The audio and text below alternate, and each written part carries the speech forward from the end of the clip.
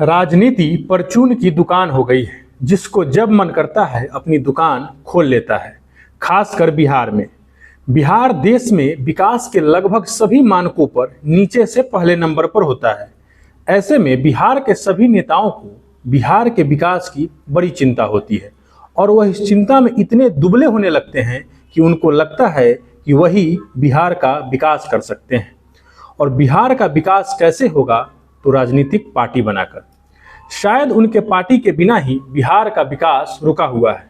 दरअसल नेताओं के पार्टी बनाने से बिहार का कितना विकास होगा यह तो पता नहीं, लेकिन उनका अपना विकास जरूर हो जाता है। ऐसे में बिहार में एक और राजनीतिक पार्टी बनने जा रही है। देश में अभी इतना लोकतंत्र बचा हुआ है कि कोई अपनी पार्टी बनाकर चुनाव में भागीदारी कर सकता है, लेकिन इसके पीछे किसी खास राजनीतिक विचारधारा का प्रभाव नहीं होता है। कुछ पार्टियां सिर्फ इसलिए बनती है क्योंकि उसके बनाने वाले को किसी राजनीतिक पार्टी में मन मुताबिक जगह नहीं मिलती या उनके शीर्ष नेतृत्व से मनमुटाव हो जाता है। नमस्कार, हमारा नाम निखिल है और आप जनता बोध देख रहे हैं। अब देख ही रहे हैं तो लगे हाथ चैनल को सब्सक्राइब भी कर लीजिए। लौटते हैं मुद्दे पर। राजनीतिक पार्टियां बनने बनाने को लेकर बिहार सबसे आगे है, क्योंकि पिछले 10 साल में बिहार में 3 राजनीतिक पार्टी बन चुकी है और चौथी बनने जा रही है। और इन सभी पार्टियों में जो एक बात कॉमन है वह है हमारे प्रदेश के मुख्यमंत्री जी। जी हाँ, पिछले 10 साल में बिहार में जो भी पॉलिटिकल पार्टी बनी है वह सब नीतीश कुमार के पेट से निकली है। आप भी सोच रहे होंगे कि क्या बेतुकी बात कर रहा है, लेकिन ऐसा नहीं है। हम आपको बिहार में पिछले कुछ दिनों में बनने वाली पॉलिटिकल पार्टियों का तुक समझाते हैं। इसके लिए आपको वीडियो अंत तक देखना होगा। ध्यान दीजिएगा। याद कीजिए 2014 का साल, जब नीतीश कुमार ने बीजेपी से पहली बार गठबंधन तोड़कर 2014 का लोकसभा चुनाव लड़ा था, और तब उनकी जो गति हुई थी बताने की जरूरत नहीं है। सरमाई बिल्ली खंभा नोचती है, वैसे ही सरमाया हुआ नेता इस्तीफा देता है। तो नीतीश बाबू ने भी लोकसभा चुनाव के हार के बाद इस्तीफा दिया और अभी केंद्र सरकार में मंत्री और हम सेकुलर यानी हिंदुस्तानी आवाम मोर्चा के संरक्षक जीतन राम मांझी को मुख्यमंत्री बनाया। मांझी जी कुल जमा 9 महीने मुख्यमंत्री रहे।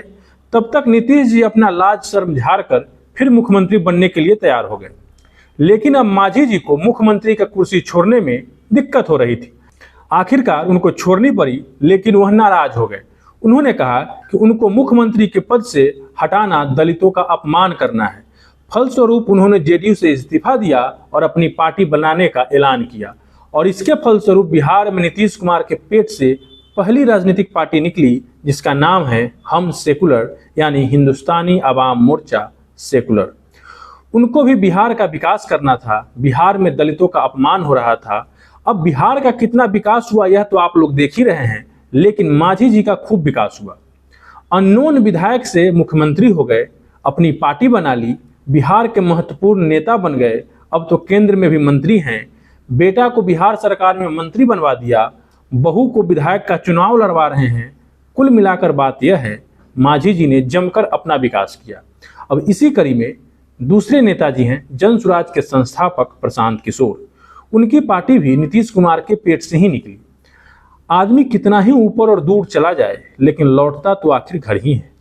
वैसे ही प्रशांत बाबू भी संयुक्त राष्ट्र भाजपा का चुनावी प्रबंधक और आईपैक से होते हुए बिहार आए और जदयू के नेता बन गए। तब उनको नीतीश कुमार कमाल के नेता लगते थे, विकास पुरुष लगते थे। नीतीश सरकार की 7 निश्चय योजना प्रशांत किशोर के ही दिमाग की उपज थी। नीतीश कुमार ने उनको पार्टी में महत्वपूर्ण जगह दी, उपाध्यक्ष बनाया। तब ऐसा कहा गया कि प्रशांत पार्टी में नीतीश कुमार के बाद नंबर 2 हैं। तब प्रशांत किशोर नीतीश कुमार के साथ उनके मुख्यमंत्री आवास में ही रहते थे, लेकिन जल्दी ही दोनों में CAA और NRC के मुद्दे पर मनमुटाव हो गया और प्रशांत किशोर को पार्टी से बाहर का रास्ता दिखा दिया गया। उसके बाद प्रशांत किशोर भी कांग्रेस और इधर उधर हाथ पैर मारने के बाद शांत हो गए। फिर उनको अचानक याद आया, बिहार में तो विकास हुआ ही नहीं, यहाँ तो जात पात है, पलायन है, गरीबी है, चलो हम दूर करेंगे। और इस प्रकार वो 2022 में एक पदयात्रा लॉन्च करते हैं, जो अब एक राजनीतिक पार्टी बन चुकी है। और प्रशांत 2025 में नीतीश कुमार के सामने होंगे, तो प्रशांत किशोर की पार्टी जनसुराज भी नीतीश कुमार के पेट से निकली हुई दूसरी पार्टी है। अगर नीतीश कुमार ने प्रशांत किशोर को जदयू में किसी तरह बनाए रखा होता तो आज वह नीतीश बाबू के राजनीतिक जीवन पर भविष्यवाणी नहीं कर रहे होते। जेडीयू के सामने जनसुराज मुंह फैलाए खड़ा नहीं होता। जो तीसरी राजनीतिक पार्टी बिहार में बनी उसका फिलहाल बिहार की राजनीति में कोई खास महत्व नहीं है। उसका नाम है राष्ट्रीय लोक मोर्चा। यह उपेंद्र कुशवाहा की पार्टी है। इन्होंने पिछले 10 साल में 2 पार्टियां बनाई। एक 2013 में जेडीयू से ही अलग होकर रालोसपा बनाई थी, जिसका विलय 2021 में जदयू में हुआ। मतलब जहां से निकली वहीं समा गई। उसके बाद उपेंद्र कुशवाहा को जदयू संसदीय बोर्ड का अध्यक्ष बनाया गया, लेकिन कुछ दिनों बाद ही उपेंद्र कुशवाहा फिर जदयू से बिदक गए और यह राष्ट्रीय लोक मोर्चा बना ली। इस पार्टी के बैनर तले 2024 का लोकसभा का चुनाव काराकाट से लड़ा और तीसरे नंबर पर रहे। 2024 में एनडीए ने कुशवाहा जी को 1 सीट दिया और अपने पार्टी के अध्यक्ष होने के नाते उन्होंने खुद चुनाव लड़ा और तीसरे नंबर पर खेत रहे। इससे आप पार्टी के भविष्य का अंदाजा लगा सकते हैं। फिलहाल कुशवाहा जी ने बिहार के विकास को पीछे रखते हुए अपने विकास पर ध्यान दिया हुआ है और लोकसभा चुनाव में जबरदस्त हार के बाद भाजपा के भरोसे राज्यसभा का सांसद बनकर दिल्ली में बैठे हुए हैं। लौटेंगे तो बिहार का विकास करेंगे। नीतीश कुमार के पेट से निकली तीसरी राजनीतिक पार्टी है उपेंद्र कुशवाहा की राष्ट्रीय लोक मोर्चा। ध्यान देने की बात यह है कि उपेंद्र कुशवाहा ने अपने राजनीतिक जीवन में 2 पार्टी बनाई और दोनों बार जेडीयू और नीतीश कुमार से ही अलग होकर। पहली दफा 2013 में रालोसपा बनाई थी और अब राष्ट्रीय लोक मोर्चा। इस प्रकार नीतीश कुमार के पेट से निकली उपेंद्र कुशवाहा की राष्ट्रीय लोक मोर्चा। यह सारी कहानी जिसके कारण आपको सुनानी पड़ी है वो इसलिए कि नीतीश बाबू के एक और चेला बिहार में पार्टी बनाने जा रहे हैं। उनको भी लगता है कि बिहार में ठीक से विकास नहीं हुआ। अब उनको भी पार्टी बनाकर बिहार का विकास करना होगा और वह कोई और नहीं बल्कि एक समय में जेडीयू के राष्ट्रीय अध्यक्ष रहे और नीतीश कुमार के आंख कान रहे आरसीपी सिंह हैं। रामचंद्र प्रसाद सिंह 1984 बैच के आईएएस अधिकारी रह चुके हैं और नीतीश कुमार के ही जाति और जिला से आते हैं। नीतीश कुमार जब केंद्र में मंत्री बने तब उन्होंने अपना सचिव आरसीपी सिंह को बनाया। जब बिहार के मुख्यमंत्री बने तो आरसीपी सिंह को बिहार का मुख्य सचिव बनाया। 2010 में आरसीपी सिंह ने वीआरएस लिया, यानी समय से पहले रिटायर हो गए और 2010 में ही जदयू ने उनको राज्यसभा में भेज दिया। 2016 में भी उनको राज्यसभा भेजा गया। दिसंबर 2020 में जदयू के राष्ट्रीय अध्यक्ष बने आरसीपी सिंह केंद्र में जेडीयू कोटे से मंत्री भी बने। सारा खेल यहीं से शुरू हुआ। मंत्री बनने के बाद आरसीपी सिंह का नीतीश कुमार और पार्टी से मनमुटाव शुरू हो गया, क्योंकि तब आरसीपी सिंह दिल्ली में रहने लगे और पार्टी ने उन पर भाजपा के इशारे पर पार्टी को यानी कि जेडीयू को कमजोर करने का आरोप लगाया। पार्टी में उनके विरोधियों ने पटना में उनके खिलाफ नीतीश कुमार के कान भरने शुरू किए।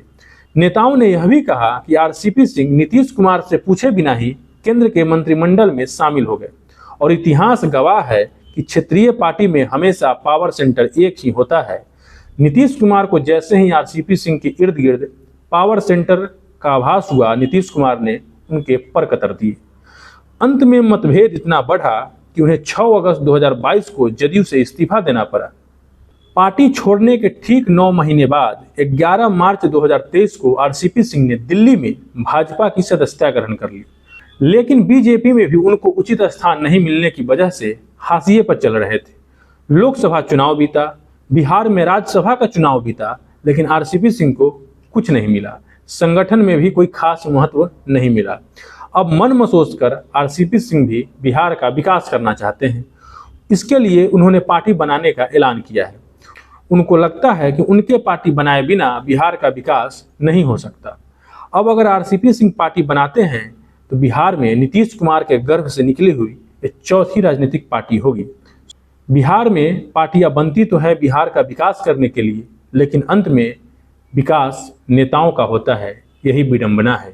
जैसे मांझी जी का हुआ, प्रशांत किशोर का हो रहा है, आरसीपी सिंह का होगा, उपेंद्र कुशवाहा जी का हुआ। खैर, इस वीडियो में इतना ही।